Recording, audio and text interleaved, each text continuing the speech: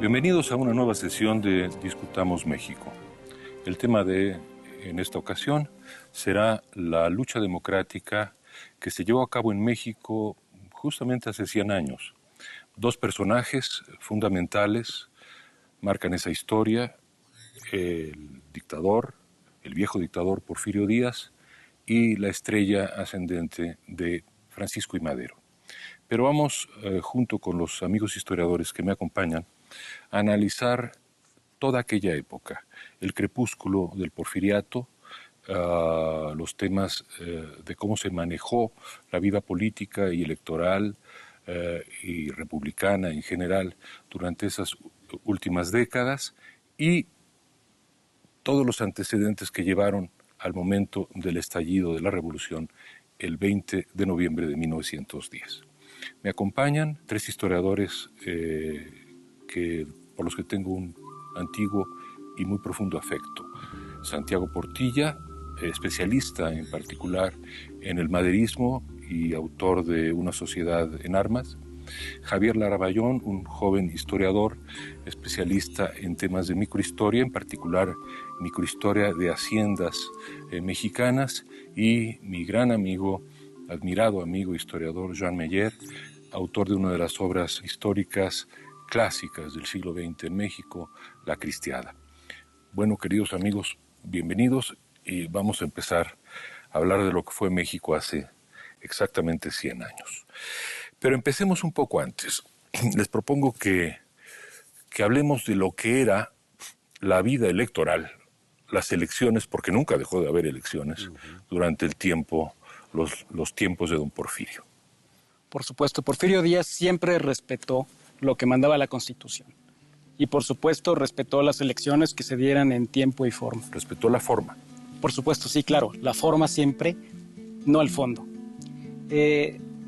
Porfirio Díaz llegó al poder precisamente hablando de la no reelección. Entonces, lo más interesante de la primera etapa, la primera mitad, yo diría, del porfiriato es averiguar cómo pudo sostenerse en el poder. Cómo pudo, después de haber enarbolado esa bandera de la no reelección, convencer al pueblo y a los políticos de que era necesaria su permanencia ahí y que era muy importante que la reelección se diera. Sí, es curioso recordar que quien enarboló por primera ocasión el lema sufragio efectivo, no reelección, fue el propio Porfirio Díaz en uno de sus levantamientos contra Juárez. Claro, y en el plan de Tuxtepec la frase... Era esa. La frase, precisa, de que nadie se eternice en el poder y esta será la última revolución, resulta profética al cabo de 30 años. Sí. Pero entonces, tienes razón, lo interesante es preguntarnos libremente ¿por qué duró en el poder 30 y tantos años Porfirio Díaz? Yo creo que nos podríamos hacer los abogados del diablo. Por favor, porque eso hace mucho más realista y divertido el programa. El primer punto de que llega al poder con el programa de no reelección, de sufragio efectivo, y después se olvida tranquilamente del programa. La otra cosa es que tú hablaste del viejo dictador. ¿Te acuerdas que Cosío Villegas decía que cuando empezó a estudiar el porfiriato, y lo estaba estudiando como antecedente de la revolución para entender por qué la revolución se había perdido en los años 40, había perdido su fuego revolucionario, su dimensión de justicia social, lucha democrática, en fin? Cuando empieza a estudiar, dice el dictador Porfirio Díaz. Y después de 15 años de estudios y de publicar unos 10 o más volúmenes, termina diciendo, bueno, régimen autoritario, no cabe duda. Dictadura ya no me atrevería a decirlo. Ahora, fíjate, lo que hizo él primero con esta idea de nación, Luego, que le fue dando resultado, las distintas reformas legales para permitir la reelección. Primero, una vez después de que hubiera pasado un periodo, luego otra vez por única vez y luego indefinidamente. Esa partecita a mí me parece particularmente curiosa, porque por supuesto Porfirio Díaz llega enarbolando la bandera de la no reelección. Sin embargo, al modificar la Constitución lo que dice es, claro, no reelección inmediata, pero se dé lugar a mi compadre Manuel González y después regresaré yo. Y luego ya había la una primera intención inmediata.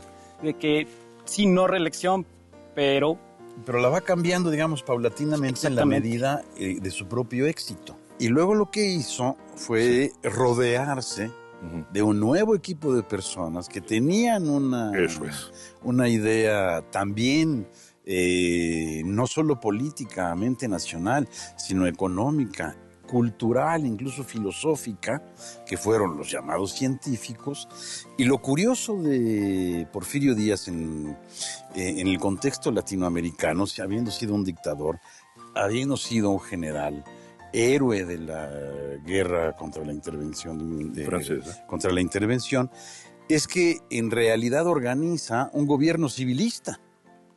Y es un gobierno que se comporta civilmente. Mantiene en todo momento la forma de las elecciones, o sea... Creo que, en honor a la verdad, que las siglas que presidían el largo régimen de Porfirio Díaz correspondían no a la retórica, sino a la realidad. Orden, paz y progreso. En un país que había vivido décadas con guerras internas y guerras extranjeras como México, introdujo la paz. En un país en el que había desorden, inseguridad profunda en sus caminos, en sus plazas, en sus calles, introdujo el orden. Y en un país enormemente atrasado, cuando Estados Unidos tenía ya trazada toda su red ferrocarrilera de norte a sur, de este a oeste, en 1848 México tenía el ferrocarril que iba del Zócalo a la Villa de Guadalupe. Entonces es Porfirio Díaz quien verdaderamente construye los 18,000 kilómetros de ferrocarriles y, en fin, ciudades, puertos, en fin, indudable. Tan indudable que el propio Madero, en la sucesión presidencial, libro del que hablaremos un poco después, lo reconoce. Pero claro, esos eran los aspectos luminosos o positivos. Siempre hay los otros aspectos. Digamos, la deuda social del porfiriato y sobre todo la política. Antes de ya entrar de lleno en el siglo XX, yo quisiera hablar brevemente de cómo gobernaba Porfirio Díaz con los estados, los porfiritos que les llamaba Cosío Villegas a los gobernadores, porque parecía que tenía pequeños clones en cada estado que gobernaban como él. Claro, él gobernaba todo el país y se dice que estaba, y de hecho en sus telegramas se puede ver que estaba al tanto de lo que pasaba en todos los municipios, ¿no? Y se preocupaba porque me duele Saltillo, me duele Nayarit, me duele Cuernavaca, ¿no? ¿Tienes algo que decir de eso? En los estados vemos una reproducción del régimen de Porfirio Díaz en mayor o menor grado, por supuesto siempre sujeto al centro. Los gobernadores solían viajar a la Ciudad de México a consultar, a pedir opinión, hasta parecía que medir el estado de ánimo de Porfirio Díaz para tomar decisiones. ¿Y se reeligen los gobernadores? Sí. Hay casos también, como el de Tlaxcala. Próspero Cahuatzin, precisamente de Tlaxcala, que él hace exactamente lo mismo que Porfirio Díaz. Gobierna un periodo, cede el poder a un amigo, regresa y se queda. Hay otros casos significativos, por ejemplo el de Villada. Villada, un general, acaba como gobernador provisional del Estado de México después de que Porfirio Díaz convence pacíficamente al gobernador, que era un gonzalista, de que no va a tener el apoyo del centro, renuncia, acaba quedándose Villada como gobernador del Estado de México, y Villada también permanece hasta su muerte en 1904, creo, y durante su gobierno, en su primera reelección, se da un caso muy curioso. Se presenta como candidato opositor ni más ni menos que Ignacio de la Torre y Mier, el yerno de Porfirio Díaz. Cualquiera hubiera podido pensar que iba a ganar Ignacio de la Torre. Contaba incluso con el apoyo muy importante de los industriales y hacendados de Toluca. Y sin embargo no es así. No, era muy inteligente Porfirio Díaz. Exactamente. El nepotismo vino con la revolución.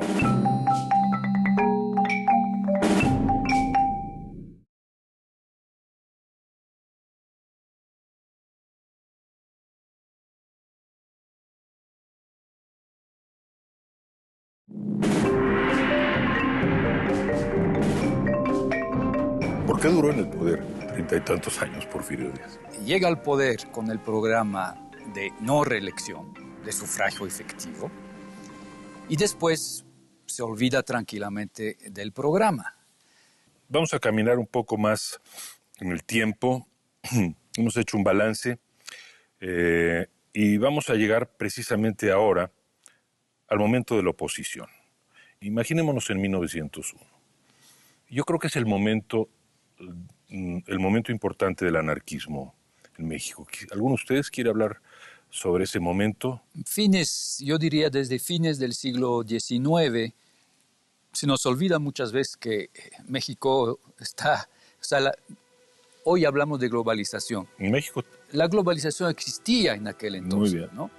Y, por ejemplo, todos los grandes movimientos políticos, ideológicos, incluso religiosos o artísticos, bueno, México vive a la hora del resto del mundo. México es un país abierto a la inmigración. Ya empezó la emigración. Desde los años 80 del Bajío, de Michoacán, de Zacatecas, de Durango, se van a Estados Unidos a construir ferrocarriles. El track de Yuma, por ejemplo, lo construyen michoacanos a fines del siglo XIX. Sea la entrada de anarquistas europeos o suramericanos, sea el contacto con los obreros y el sindicalismo incipiente en Estados Unidos, todo eso explica que México vive, como el resto del mundo, a la hora del anarquismo. Incluso lo que a mí me llama la atención es que en México no haya sufrido la ola de atentados anarquistas impresionantes en toda Europa, donde matan reyes, matan presidentes de repúblicas, y México hay algún que otro conato de violencia por aquí, por allá, pero no, es un anarquismo, yo diría... muy civilizado. Organizado. Es que confundir muchas veces el anarquismo con el desorden y el caos. Pero déjame hacer... Pero en México no hay anarquistas nacionales muy connotados. Con buen, parte de como no, y Ricardo Flores Magón. Después. Pero 1901. Estamos hablando de fines del siglo XIX. En la época en la que atentan. Bueno, mira, Flores Magón hay que recordar que era oaxaqueño. Flores Magón todavía no era. Era un oaxaqueño. No derivaba. Era un oaxaqueño, hay que recordar eso. Para que la cuña apriete tiene que ser del mismo palo. Fue un muy rebelde y tenía esa cepa, ¿no?, anarquista. Y en 1901 es el Congreso Liberal, ¿no? Se habla del liberalismo. Pero todavía no es anarquista. Pero ahí sí, ya, y luego viene en 1903, ya viene propiamente Regeneración y ya viene... Y la gran manifestación cuando aparece en los balcones de Regeneración, la Constitución ha muerto, ¿no? Pero hay que hacer una pequeña reivindicación o vindicación del anarquismo. Tenía, claro, ese fue su gran pecado histórico, el estar puntuado por todos esos atentados en Europa que marcaron ya en la imaginación pública la imagen del anarquismo como de violencia pura. Pero hay toda una vertiente de anarquismo que más bien es una utopía de la pequeña aldea individual, del pequeño trabajo, de los pequeños grupos y del individuo mismo. Y todo esto está mezclado, estas dos corrientes en el pensamiento de Flores Magón, que no me cabe duda a mí, antes que Madero sí fue él y los otros personajes que rodearon ese movimiento, la primera gran corriente de oposición, ¿no te parece? Sin duda. Pero eran todavía liberales, se decía, queriendo recuperar las corrientes más radicales liberales del siglo XIX. Como Arriaga. Y antes de ser anarquistas, los Flores Magón fueron esencialmente legalistas, como lo fueron todos los del Congreso de San Luis Potosí. y ellos decían, exijamos el cumplimiento de la Constitución. De ahí que después de ser perseguidos lleguen a la conclusión de que la Constitución ha muerto. Sí. Es la persecución lo que los radicaliza. En 1904 ocurre una nueva reelección de Porfirio Díaz, pero es interesante recordar que sí tenía cartas Porfirio Díaz para jugar. Podía haber, por ejemplo, podemos pensar en ese hubiera. ¿Qué hubiera pasado si Porfirio Díaz se da cuenta que a los 74 años era una buena edad para abrir la posibilidad a Limantur o a Bernardo Reyes? Bueno, Reyes en su momento fue incluso una persona que apoyó, como Porfirio Díaz, las mutualidades, pero fue más allá porque apoyó también a cierta parte del sindicalismo, aunque a momentos también lo reprimía, pero tenía igualmente una visión nacional. Había sido secretario de la guerra entre 1902 y 1904, había creado la Segunda Reserva, que era una especie de ejército popular, un poco de clase media, paralelo al ejército federal, y entre la Segunda Reserva tenía él muchísimas simpatías. Había llevado y le había dado lugar a mucha gente en todo el país.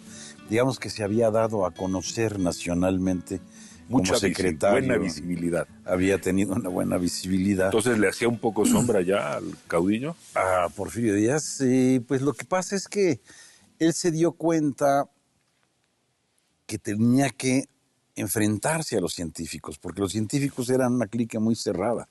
La gente no los quería. Y el que se les oponía era Reyes. Y es obvio que Reyes quería entrarle a la carrera presidencial. Ya en 1904, cuando se crea la vicepresidencia, él es la segunda opción. Y sin embargo, Porfirio Díaz se decide por Ramón Corral. Quiero entrar a un tema que siempre ha sido importante en las consideraciones de lo que llevó, de lo que desembocó en la revolución, que es el tema obrero, el tema de Cananea y Río Blanco. Tú has estudiado, Jean, los movimientos obreros durante la revolución en un momento, y yo quiero que en esos temas abundes un poco sindicalismo y la importancia que le das, tanto simbólica como real, a esas dos famosas huelgas. Como tragedias no las podemos minimizar, pero yo creo que no debemos cometer el error de considerarlos como antecedentes de la Revolución Mexicana. Son antecedentes porque viene la Revolución Mexicana. Sí, son precedentes, más no antecedentes. Son precedentes y no la preparan. No la preparan. Aunque ya están los magonistas ahí también. Sí, pero magonistas que ya están empezando a llamar a la rebelión armada. Hablan a la rebelión armada y eso, ya que es tu tema de una sociedad en armas, yo creo que es cuando debes explicarnos en qué momento una minoría, pero es una minoría que piensa, es una minoría que organiza y es una minoría que va a influir mucho sobre Madero. Entonces, cómo esa minoría toma la decisión de que no hay más camino que la violencia.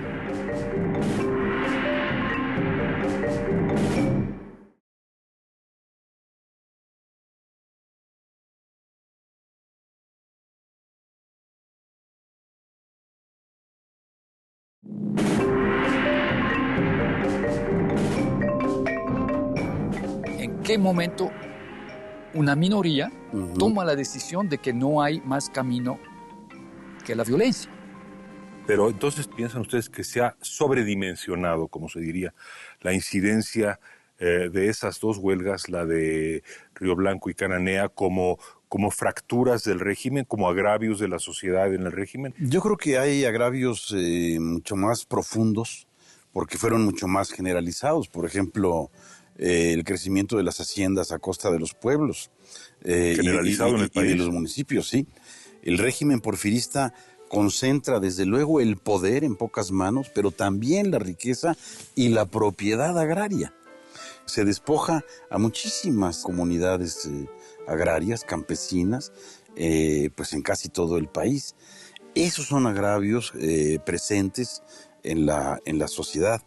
Ahora, sí creo también que las huelgas de Río Blanco y Cananea tuvieron una difusión de boca en boca, como lo tenía el propio periódico Regeneración, que circulaba más o menos profusamente en todo el país. Sí, el peso en la opinión pública yo creo que es lo que realmente le da importancia. Así es. Hasta tal punto que en la sucesión presidencial el mismo Madero los vuelve a poner de ejemplo como de las malas cosas que ocurren en el régimen de Porfirio Díaz. Porfirio Díaz comprende muy bien la mecánica de la negociación con sus rivales en los estados, con los generales, con gobernadores, con políticos, en distintos momentos y hasta el final de su gobierno. Sin embargo, él no comprende, no le entra en la cabeza esto de los movimientos sociales, un movimiento obrero. Bueno, era un como liberal. que no, y lo único que ve es Un liberal decimonónico. son grupos rebeldes a la autoridad que no obedecen lo que tienen que obedecer, y pues no hay más que aplastarlos, no hay que negociar con ellos. Y sin embargo, Porfirio Díaz está a punto de resolver lo de Río Blanco. Sí. No hay que olvidarlo. Sí, porque lo impresionante es que los obreros, los huelguistas de Río Blanco, recurren A Porfirio. al papá, Al papá de todos los al mexicanos. papá Máximo, y sí, con una fe conmovedora. Están convencidos de que los va a escuchar y que va a proteger a sus hijitos víctimas de una injusticia y una situación tremenda. Vamos a la entrevista a Díaz Krillman, les sugiero. Una famosa entrevista en donde un periodista estadounidense, James Krillman, muy famoso, había estado en la guerra de Cuba, entre Estados Unidos y España, y en Pearson's Magazine, si no recuerdo mal, a principios de 1908 aparece esa entrevista en la que Porfirio Díaz declara ¿qué? Él dice que México está preparado para elegir a sus gobernantes. Y que él verá con gusto. El surgimiento de un partido de oposición y que él no se presentará a la siguiente elección, la de 1910. Entonces, aquí la pregunta es, ¿fue tan determinante de nuevo la entrevista a Díaz Krillman como se ha dicho o no? Bueno, es que se ha exagerado en el sentido de decir que por la entrevista de Díaz Krillman, los opositores dijeron, esta es la nuestra, vamos por ella. Yo creo que no. El movimiento magonista ya estaba incluso en el exilio y muy radicalizado al extremo de que en su manifiesto liberal de 1906 ya habían llamado a las armas para derrocar a Díaz. Madero ya estaba preparándose para la elección de 1910, sabiendo que era necesario organizar un movimiento nacional porque localmente no se podía hacer nada. Reyes ya estaba también enfocando todas sus baterías a hacerse presente y a tratar de lograr que Porfirio Díaz lo nombrara en su fórmula como candidato a vicepresidente. O sea, todas las fuerzas que actuaron en 1909, 1910, ya estaban presentes cuando la entrevista... ¿Qué decía Cosío Díaz? Bueno, don Daniel decía que la entrevista era un cohete mojado, que nunca explotó y que los historiadores hemos inventado la importancia de la entrevista. Krillman, en realidad, lo presentaba al público norteamericano para justificar la reelección en Estados Unidos de Roosevelt, de Teodoro Roosevelt, ofreciendo un ejemplo de espléndido estadista latinoamericano. Eso le permitió a la oposición, una vez que don Porfirio había proferido esas tres afirmaciones, México ya está maduro para la democracia. Saludo con mucho gusto el nacimiento de una oposición, no volveré a presentarme. Esa. Le tomaron la palabra y ya podían saltar a la palestra públicamente. Entonces, sí, la entrevista a Krillman sí tuvo importancia muy grande, pero no fue la causa de todo esto. Fue el pretexto. No hubo una causa. Nunca hay, en general en la historia, hay que decirlo, una causa única. También está el factor de la crisis financiera de 1907. Sin duda. Aunque México sigue siendo un país en ese momento de una economía, pues en todos sus aspectos bastante sólida. Pero otra vez quiero decir que la globalización ya existía. Porque la crisis financiera del 7, que se parece muchísimo a la del año pasado, que empieza con la caída de una casa comparable a la casa Lehman, y que deciden dejarla caer en lugar de salvarla, en México tuvo como consecuencia la quiebra de un sinnúmero de bancos. Y fue una crisis financiera que además intentó resolverse con aumento de impuestos. Con aumento de impuestos a las clases bajas. Está también el elemento, digamos, de la falta de circulación y de renovación en la clase política, Porfirio. Sin duda. Creo que eso sí es un factor, a mi juicio, sí, muy importante. Tú hablaste de las generaciones, Jean, ¿no? Porfirio Díaz nace en 1830. Casi nace con México. Es un hombre que casi representa o encarna la marcha tan difícil del país y la vive. No vivió la guerra de Estado, digo, no de independencia, pero casi. Pero casi. Tuvo una participación muy temprana. En los Estados Unidos. En los Estados Unidos, desde luego la de Reforma, no se diga la de la intervención. Pero sí lo influyó. 37 era un patriota, batallas. Era un patriota. Sí. Lo que ocurre es que había, bueno, ya 3 generaciones. La suya propia, que ya la enorme mayoría de sus amigos estaban muertos en esa época. La siguiente de los científicos que estaban ya bastante, ya estaban en sus 70s, o 60 y tantos. Y luego la generación, digamos, modernista, la nacida, digamos, entre, vamos a decir, entre 65 y 1880, pues que ya tenía sus 40 años, ¿no? Madero nace en 73.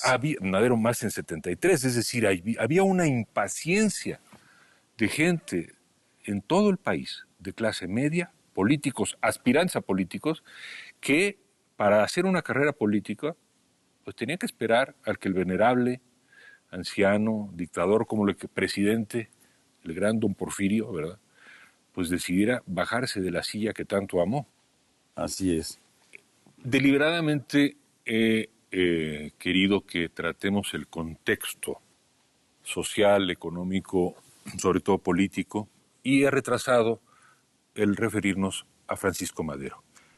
Ahora, en esta parte de nuestra conversación, hablemos de las ideas políticas de Madero, no tocando tanto la biografía del personaje tan especial que va a ser objeto de otra próxima sesión, sino sus ideas democráticas. ¿Qué me quieren ustedes decir en torno a eso, en torno al ideario maderista, a eso que Cosío Villegas llamaba la inocente tesis de Madero? La libertad. Lo que yo tengo...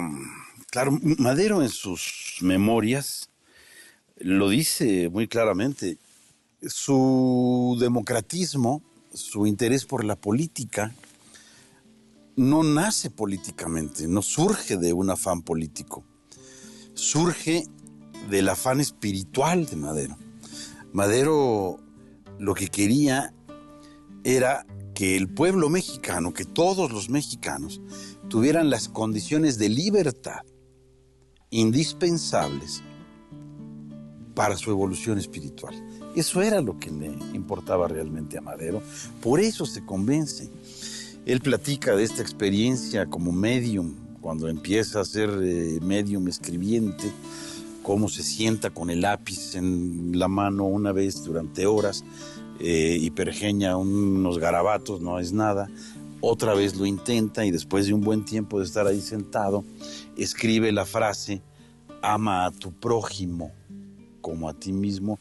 Y en ese momento, según lo que él mismo cuenta en sus memorias, es que él se da cuenta que debe dedicarse a la actividad política, que debe democratizar a México, que debe abrir las condiciones para hacer libres a los mexicanos, porque solo siendo libre puedes evolucionar espiritualmente.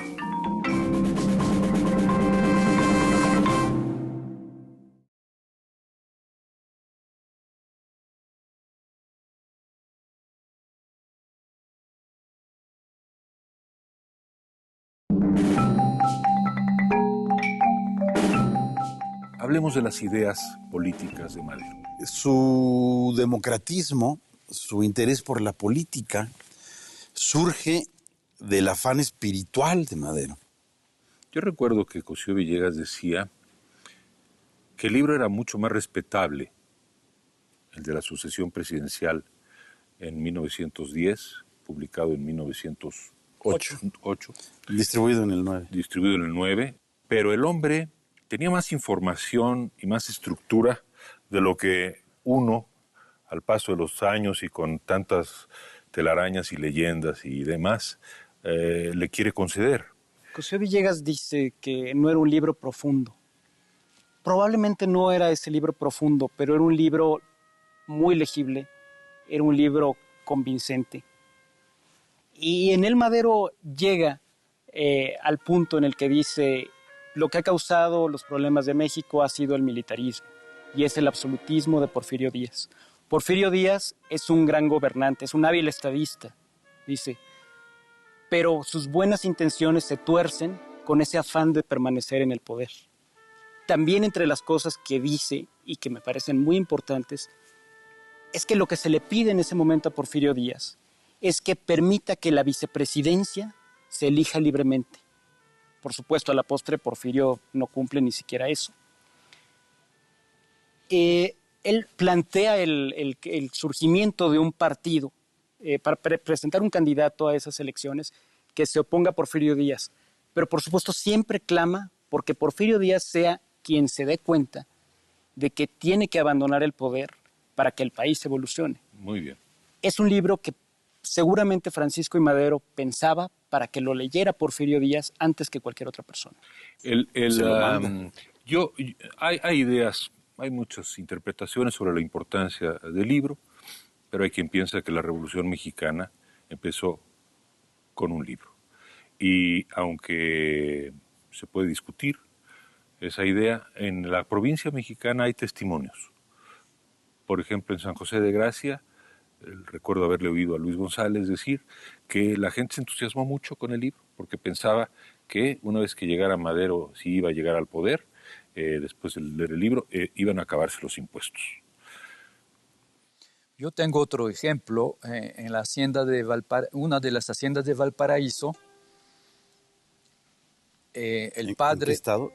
Zacatecas. El padre de Aurelio Acevedo, que en ese momento era un muchacho de 9 años, era administrador de la hacienda. Después del trabajo leía a los peones páginas de la sucesión presidencial. Y Aurelio Acevedo me decía que su padre era un maderista convencido y que la gente escuchaba religiosamente la prédica, porque realmente es una prédica democrática de Madero. Pero a mí me gustaría preguntarle a Santiago cómo es que Madero llega a la opción de la lucha armada, siendo como era, profundamente pacífico y con una desconfianza enorme para la violencia. Así es. Cuando Madero decide esto, que hay que esperar al movimiento nacional y que para ello hay que crear un movimiento de esa magnitud, va buscando en todos los estados de la República y mediante distintos contactos a los liberales, a los independientes, gente pacífica. Por cierto, él había estado ligado a los Flores Magón en 1903. Cuando los Flores Magón llaman ya a la revolución, entonces él se separa y dice no. Y deja de subvencionarlos. Y deja de subvencionarlos porque les daba dinero. Deja de subvencionarlos y les dice, están ustedes equivocados, esto no es el momento de una revolución. Lo primero que tenemos que hacer es organizar un movimiento nacional que pueda contender dentro de la ley y pacíficamente por el poder, por la presidencia. Entonces, él se dedica, por una parte, a generar esta red que ahorita voy a explicar, por otra parte, a tener liquidez económica. Ya en la última etapa, antes de las elecciones de 1910, vende sobre todo a su parentela sus propiedades para tener dinero en efectivo porque sabe que lo va a necesitar y se prepara intelectualmente con la sucesión presidencial. La red, a través de distintos contactos, va encontrando a gente importante. Algunos son empresarios, otros son profesionales, que sabe que son independientes, que no han podido acceder al poder, lo que mencionabas hace rato, de estas élites del poder cerradas completamente, que no permiten el acceso de los jóvenes, y con todos ellos se cartea, y es en ellos en los que se basa, durante la campaña electoral, que eso ya es el siguiente tema, para crear su red de clubes. Y provoca una ola de apego y de esperanza, sobre todo en esas clases medias y aún en estratos inferiores, digamos. Impresionante En términos económicos en y su sociales. recorrido, donde hay las condiciones, porque sufre también mucho acoso en muchos lugares, sus partidarios también. En ocasiones no pueden ni siquiera convocar a un mitin en una plaza pública, se lo prohíben.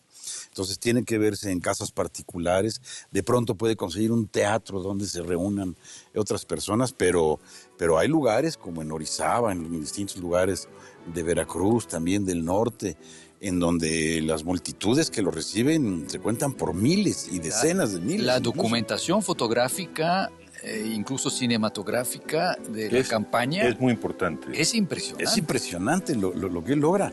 Jóvenes, y él solo viaja. viejos, alegría, viva Madero. Él solo viaja. Era el grito que recorría y él solo Con viaja. su esposa, Sarita.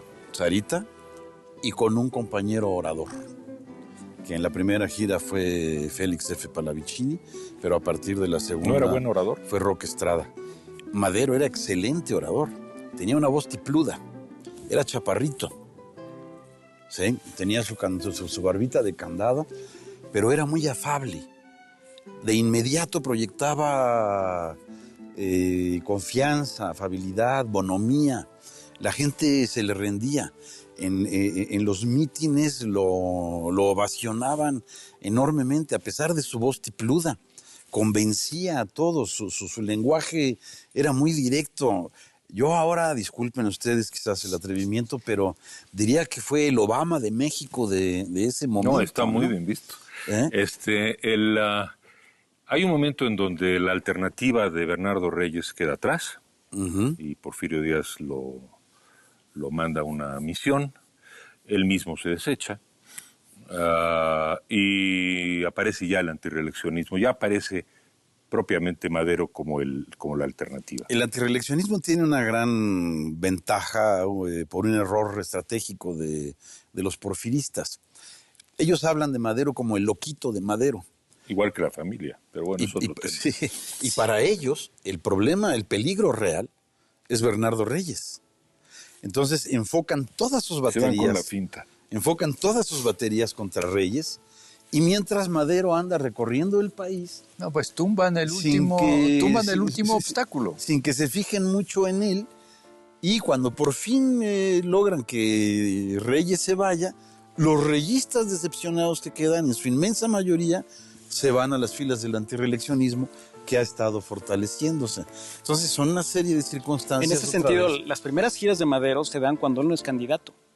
Es un movimiento antirreeleccionista, pero él no es el candidato. Entonces, pues, tampoco se le puede atacar directamente si él no ha dicho, yo quiero ser. Porque es tan democrático, ya quisiera yo que nuestros políticos actuales fueran así, ¿sí?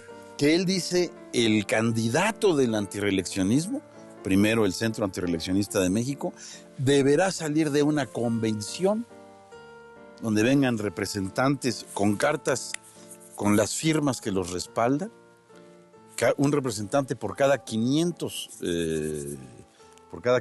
firmas, y de ellos tendrá que salir la elección de quién quieren como candidato. Él en ningún momento dice, yo quiero, aunque todo el mundo ve que es el organizador, es la cabeza del movimiento. Y eso sucede hasta el 15 de abril de 1910. Y entonces, bueno, vamos ya llegando al momento entre abril y noviembre, ¿no? Ocurren las elecciones. Vayamos con, digamos, echemos de fast forward a la película. ¿Qué ocurre? Los momentos clave. Bueno, en la convención se elige,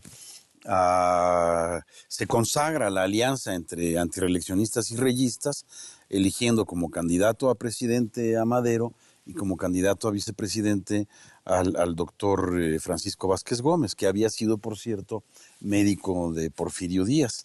Sale a una gira al norte, pasa por San Luis Potosí, llega a Monterrey, y en Monterrey es aprehendido porque su compañero Roque Estrada había dicho en San Luis Potosí algo contra Porfirio Díaz. a partir de la aprehensión de Madero, se desata una represión terrible sobre la dirigencia antireeleccionista y reyista unida al antireeleccionismo en todo el país. Entonces, en todo el país los meten a la cárcel, los persiguen, tienen que huir, tienen que esconderse, muchos cruzan la frontera. Entonces, esas son las condiciones en las que se dan las elecciones. Y no solo eso, el día de las elecciones, cuando van los votantes a elegir a los electores, porque era un sistema doble, medio parecido al actual norteamericano, se presentan la gente a las urnas, y las urnas han sido cambiadas de lugar, no les permiten entrar a donde están las urnas, hay fuerza pública afuera, los amenazan con que si llegan y votan, porque además el voto era abierto y con firma, ¿sí? Para elegir al elector, que si votan a favor de los antireeleccionistas los pueden matar. Bueno, aún así consiguen elegir a algunos electores, pues a esos electores ya no los dejan pasar en la siguiente ronda. Y aún así logran que pase uno, y a ese le cierran las puertas del Congreso.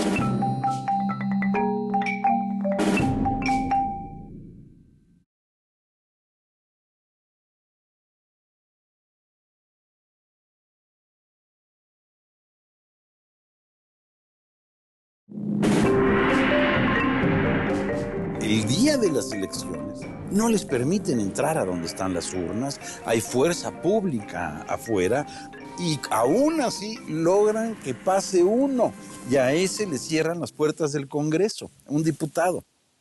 Quiero, en ese momento,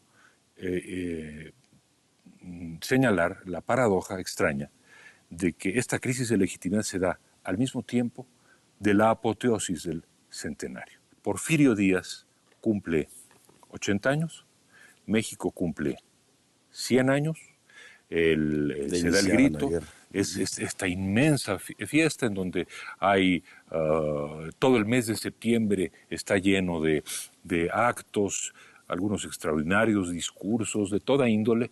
México está de fiesta.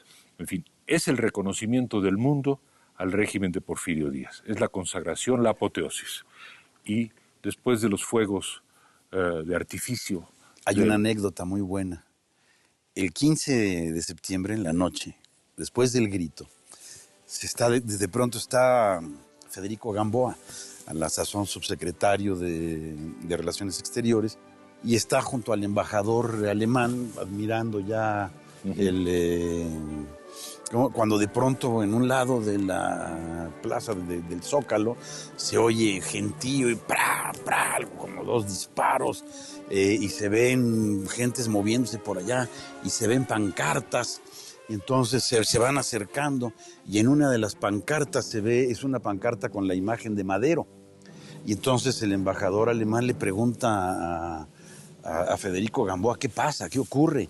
Y dice, son admiradores del general Díaz lanzando vivas, porque gritaban ellos, ¡muera Díaz! ¡Muera Díaz! Y dicen, están lanzando vivas al general Díaz. Y entonces dice, pero ¿y esa persona es el general Díaz de joven, porque de joven gastaba barbas, ¿no? Pero cuando llega Gamboa y escribe en su diario esa anécdota, dice la verdad.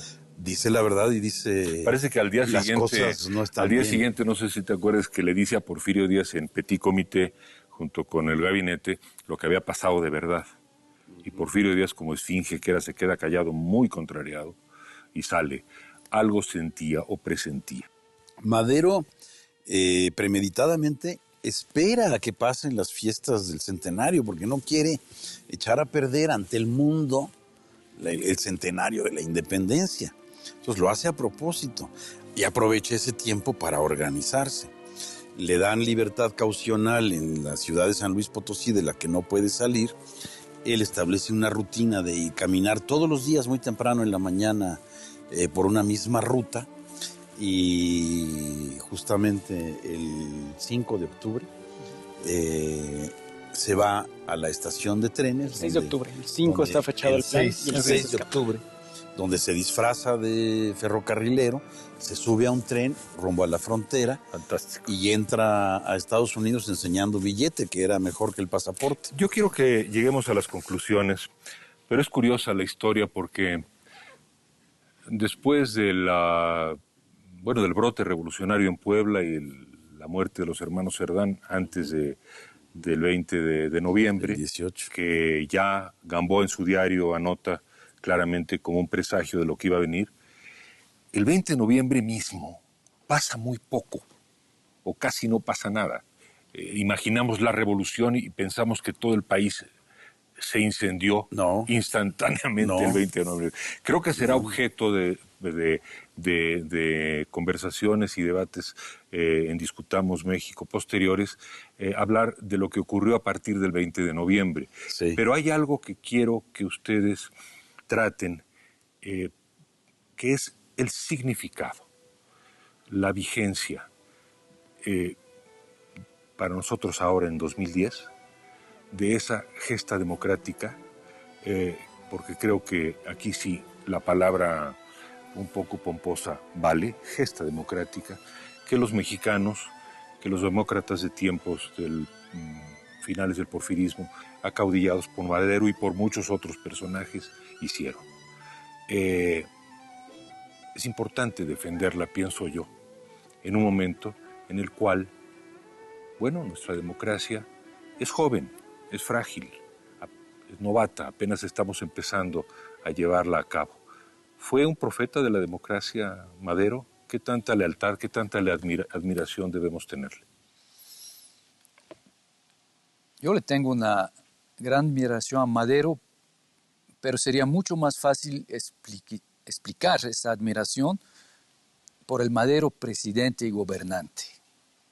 Yendo un poco a contracorriente, porque siempre se nos dice admirable Madero el insurgente, el del 20 de noviembre, pero después, pobre diablo, ingenuo, para no decir cosas peores, que se puso solo la soga al cuello y en fin, y que no hizo la revolución y que hasta traicionó, se olvidó de la dimensión social, se olvidó de la dimensión agraria.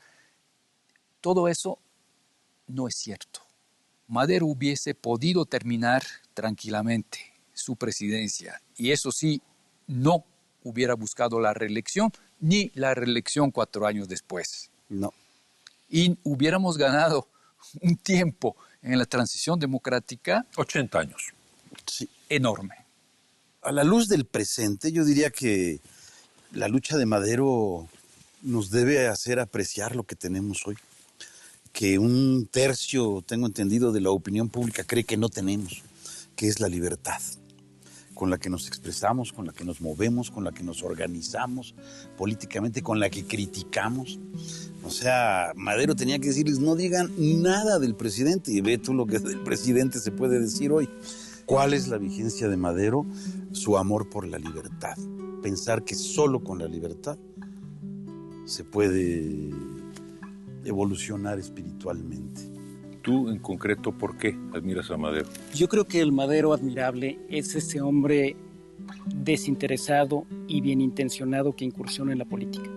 Ante esas voces que muchas veces escuchamos en estos tiempos que dicen vivimos una situación igual a la de fines del porfiriato, yo les diría que no, vivimos una situación como la del gobierno de Madero, con plenas libertades que por supuesto a veces crean situaciones tensas en la opinión pública, porque todo se puede decir, porque los periódicos pueden atacar a quien quieran, porque los periódicos son libres para publicar sin ningún riesgo de encarcelamientos, de ningún tipo de las cosas que sí se sufrían en el porfiriato. Y precisamente eso es lo que veo de admirable en esta democracia frágil que tenemos, que se parece un poquito a aquella democracia de Madero de 1911. Pues entonces la conclusión, amigos, si me permiten, recogiendo sus palabras, es que estamos ahora ensayando justamente el tipo de régimen que Francisco Madero, recogiendo la mejor tradición democrática y liberal de México, entrevió y por la que luchó y finalmente por la que murió. Recordar que la libertad es un fin en sí mismo y como el aire solo se aprecia de verdad cuando se pierde. Esperemos no tener que perder el aire de la libertad para verdaderamente apreciarlo. Muchas gracias, Santiago. Muchas gracias, Javier. Muchas gracias, queridísimo Jean. Y muchas gracias a ustedes por estar con nosotros en Discutamos México.